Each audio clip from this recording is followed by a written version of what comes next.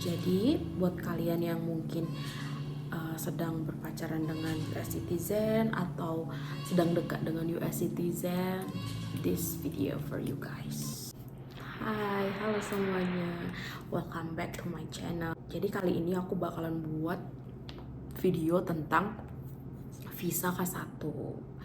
Visa K1, fiancé visa, visa tunangan. Jadi buat kalian yang mungkin sedang berpacaran dengan US citizen atau sedang dekat dengan US citizen, this video for you guys.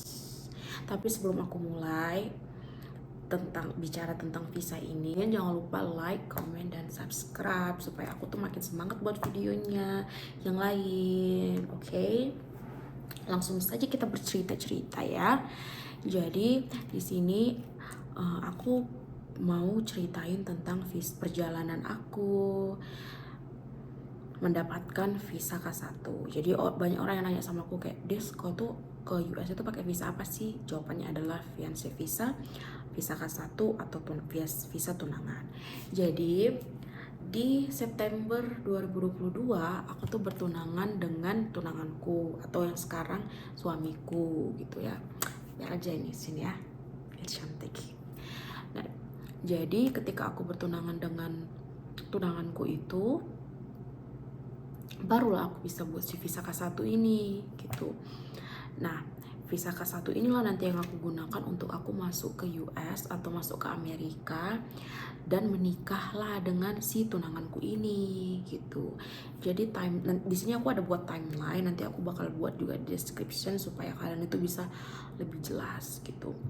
Dan di sini dalam pembuatan visa K1 ini kami menggunakan si rapid visa. Jadi itu sejenis agensi gitu. Kalian juga bisa pakai lawyer atau agensi ini terserah, bebas. Atau kalian bisa kerjain sendiri juga bebas.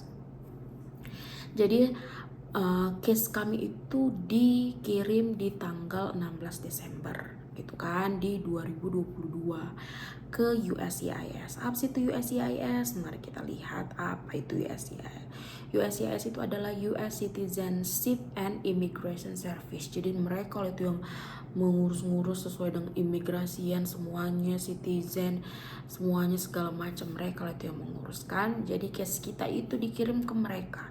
Jadi case kami itu dikirim di 16 Desember 2022 dan kami dapat NOA 1. Apa itu NOA 1? Notice of Action. Jadi kita tuh nanti dikasih tahu kayak, "Weh, kami udah terima ya case kalian," gitu.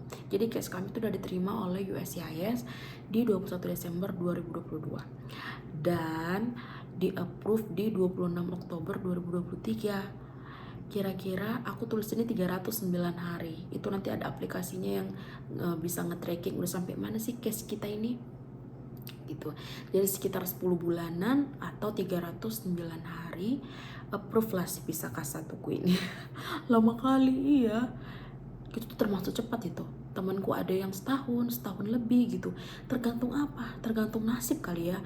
Tidak ada yang tahu berdasarkan apa si USCIS ini mengapprove gitu. Ada yang bilang aku dapat 10 bulan, aku dapat 10 bulan. Ada yang 1 tahun, ada yang 2 tahun. Berdasarkan apa?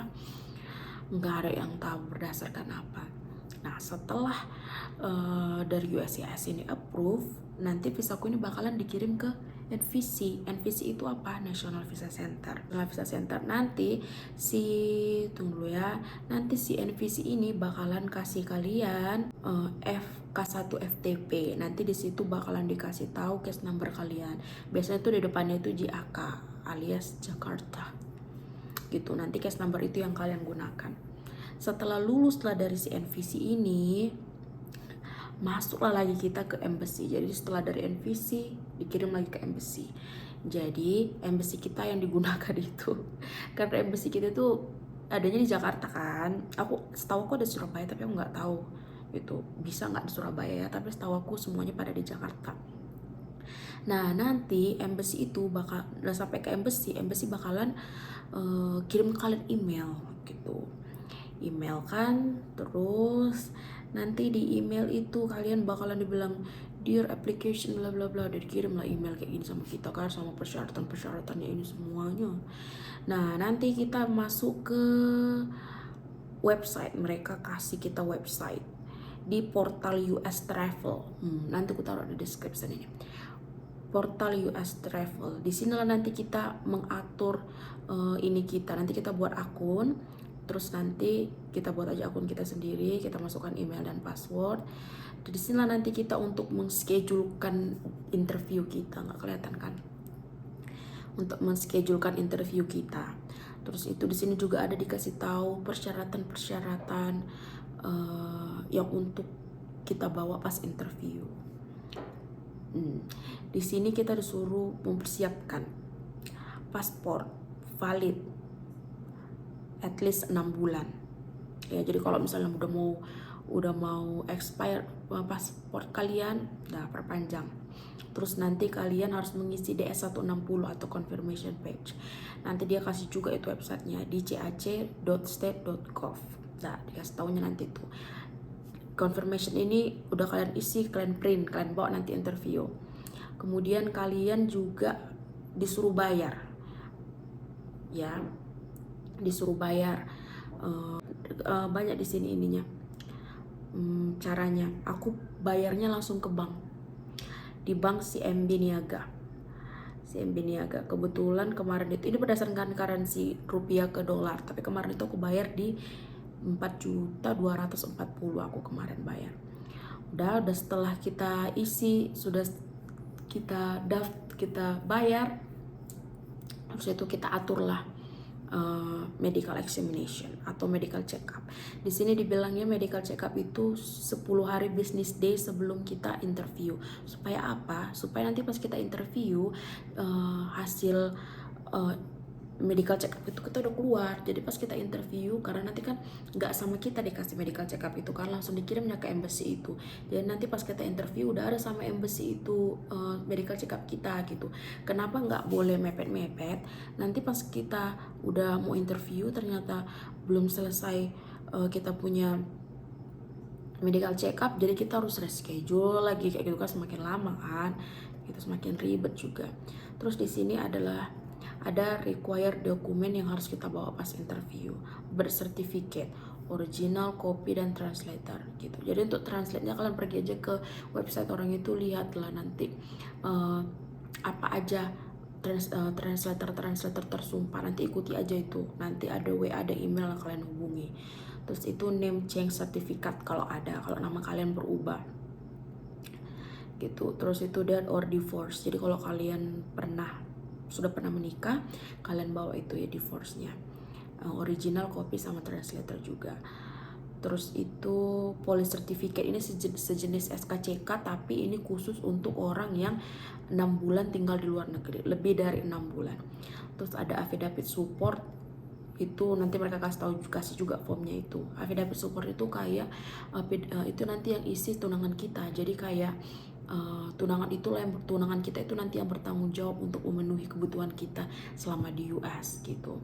Terus itu ada IRS itu perpajakan alias lapor pajak mereka minta 1 tahun terakhir, tapi supaya aman gitu aku bawa 3 tahun terakhir kemarin itu. Terus itu ada pas foto orang ini beda sama kita, nggak 3x4, ada peraturannya. Nanti kalian pergi aja ke embassy itu, kalian lihat peraturannya. Backgroundnya putih. Kalau misalnya kemarin aku di Batam itu foto, waktu aku bilang buat visa Amerika, mereka udah tahu aturannya gitu. Kok nggak cari aja lah tukang foto yang kayak gitu. Itu evidence ini foto, cards, letter, email. Aku nggak tahu aku ini terlalu berlebihan atau kayak mana ceritanya, tapi inilah evidenceku selama 4 tahun. Jadi by the way kan aku 4 tahun kan pacaran sama si bule. Jadi semua di sini ada foto pas dia datang, tiket, bookingan hotel, apa segala macam, cincin, semua chat-chatan gitu. Jadi pas interview mereka lihat memang betul ya si Desi ini sama si Feben ini serius, memang betul-betul hubungannya, bukan cuman main-main doang, kayak gitu kan. Jadi kayak evidence, bukti supaya orang itu yakin, oh hubungan kita ini memang serius gitu.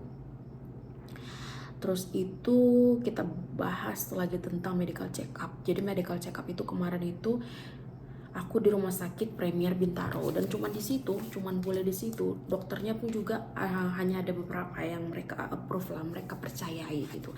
Nah di rumah sakit Premier Bintaro ini aku dapat beberapa radiologi, ada foto radiologi, ada cek mata, darah segala macam, dan dapat juga vaksin. Dan aku dapat 6 vaksin. Itu tergantung umur atau penyakit kita, nggak ngerti lah ya, kayaknya iya. Atau lagi hamil, beda ya. Gitu. Dan aku dapat 6 vaksin tadi bulan 1 2 3 disuntik lah tanganku kan. Medical check up aku bayar di 3.808.000. Medical check upku tuh di 9 Januari, interviewku di 25 Januari. Udah kan, sampailah di interviewku ini di 25 Januari 2024, jam 9 lah itu kan. Datanglah aku ke embassy ini kan, jadi ada dua barisan, satu di sini untuk turis, satu di sini untuk yang imigran. Kalian tanya sama security gitu, bilang aja mau interview visa K1, nanti langsung di iniin ya. Nah setelah pas nunggu, nanti pas mau masuk, semua handphone, jam tangan atau apa kita titipkan sama security. Nanti kita cuman bawa tas sama dokumen-dokumen yang penting-penting aja kan. Dan disitu aku dapat teman 3, satu sekarang di Ohio, satu lagi di California, dan aku lainnya di sini. Terus itu tampil nunggu deg-degan kan, bawa lah, terus masuklah cukup masukkan, suruh tunggu. Ada loket 17 namanya. Di loket 17 itu kita kasih semua formulir, apalagi form apa kita segala macam. Dan jangan lupa kalian minta kembali ini hasil apa kalian ya, apa namanya itu, hasil medical check up kalian kan, nanti pas buat green card itu dipakai. Jangan lupa juga kalian minta bersertifikat atau akte lahir. Jangan lupa kalian minta yang aslinya ya, jangan ketinggalan pula, nanti kalian harus balik lagi mintanya. Nah udah sampai semuanya aman, semuanya di loket 17, masuklah. Terus itu sampailah di interview. Kemarin tuh aku yang interview perempuan 40-an 50-an gitu lah, udah lumayan kan. Terus itu dibilangnya English oke gitu kan, aku udah deg-degan kali aku kan. Udah, terus itu pertanyaannya itu sederhana kalinya, kayak kita pun kalau kita memang tunangan sama dia pasti kita bisa menjawab, karena pertanyaannya juga ringan-ringan kayak siapa nama tunanganmu, di mana kerja, di mana alamatnya, udah berapa lama kalian pacaran, terus itu berapa kali dia datang, kapan dia terakhir kali datang. Terus itu ada lagi ditanyanya alamat kantornya, nggak ada, dia tanya alamat kantor. Terus itu terakhirnya dia tanya gini, nanti kalau di US kamu mau kerja atau enggak? Bilang iya. Oh oke, congratulations gitu. Aku sampai kayak udah kayak gini aja, aku bilang kayak gitu kan, kayak gini aja, aku bilang kayak, aku pikir entah kayak mana kali kan, ternyata udah gitu, udah congratulations gitu kan. Terus inilah dia, nanti kita dikasih kertas putih kayak gini. Nah, inilah apanya, tandanya kita udah lulus kayak gitu. Ya udah, terus dia bilang aku punya waktu 6 bulan untuk berangkat ke US, dan nanti sampai di US aku punya waktu 3 bulan untuk menikah. Karena nanti kalau misalnya lewat 3 bulan nanti visa K1 aku udah expired dan aku harus dipulangkan ke Indonesia gitu. Dan udah gitu. Setelah approve nanti dia bilang nanti mereka akan hubungin lagi untuk pengambilan ininya, visanya gitu. Di tanggal 25 Januari 2024 kan aku interview, terus itu email. Di tanggal 30 Januari lah baru aku pergi ke RP Ekspor Batu. Ini bisa juga nanti dikirim ke rumah kita, tergantung kita lah gitu, karena aku kemarin masih di Jakarta, jadi aku jemput sendiri ke RP Ekspor Batu. Nah baru aku dapat lah si visanya ini gitu. Jadi mereka balikan paspor gitu, nanti mereka bakalan kasih amplop coklat, itu jangan dibuka ya guys, karena itu nanti kita kasih ke imigrasi pas kita datang ke US. Dan inilah jenis visanya gitu. Jadi kita cek dulu udah semuanya jelas segala macam, nah baru kita dapat visanya ini gitu. Jadi kira-kira begitulah perjalanan visaku ini. Jadi total waktu dari visaku visa K1 atau casku ini diterima sampai aku mendapatkan si visa ini itu kira-kira 13 bulan. Begitu lama ya, begitulah ya perjalananku. Oke, baiklah, sudah selesai kita bercerita tentang visa K1 bersama bungaku di sini. semoga bisa membantu ya. Jadi kalau misalnya kalian yang sedang menonton ini terus kalian itu lagi buat visa K1, kalian boleh tanya-tanya, kalian komen aja, sebisa aku bakalan bantu jawab. Dan kalian semangat juga yang sedang berjuang visa Amerika ini. Oke, semua ini pada waktunya pasti selesai kok itu. Pasti approve. Oke, terima kasih sudah menonton. Bye-bye. Sampai ketemu di video-video selanjutnya.